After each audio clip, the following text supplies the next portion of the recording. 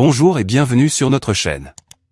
Abonnez-vous et cliquez sur la cloche de notification pour ne rater aucune de nos prochaines vidéos. Jugé trop général, flou, voire risqué pour les plus jeunes, les règles présentées par le ministre de l'Éducation nationale, Jean-Michel Blanquer, sont loin de faire l'unanimité.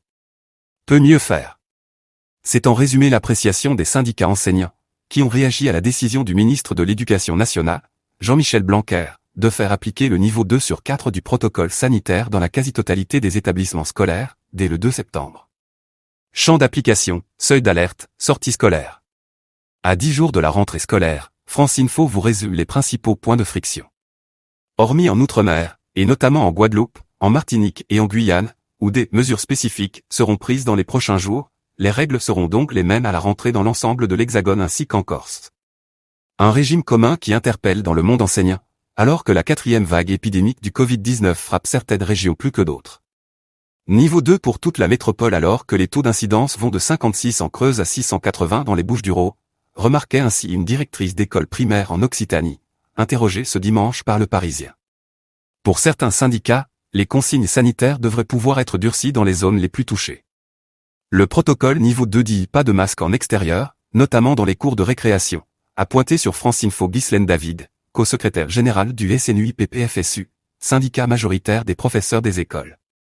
Est-ce que tout ça, c'est bien raisonnable alors qu'on a une circulation du virus dans certains départements qui est très élevée?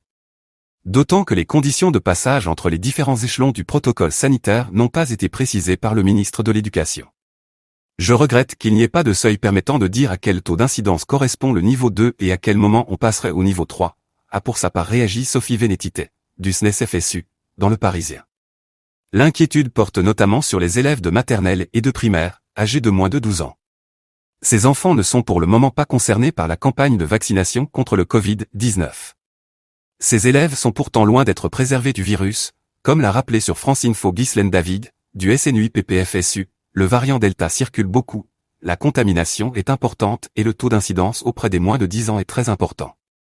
Face à cette situation, la responsable syndicale s'étonne du nouveau protocole du gouvernement, qu'elle juge plus allégé que lorsqu'on a quitté l'école au mois de juillet, notamment parce que des rotations étaient alors effectuées pour éviter le brassage des élèves, à la cantine par exemple.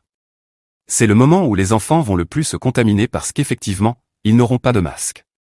Cette mesure-là, elle n'existe pas dans le niveau 2 du protocole, déplore-t-elle.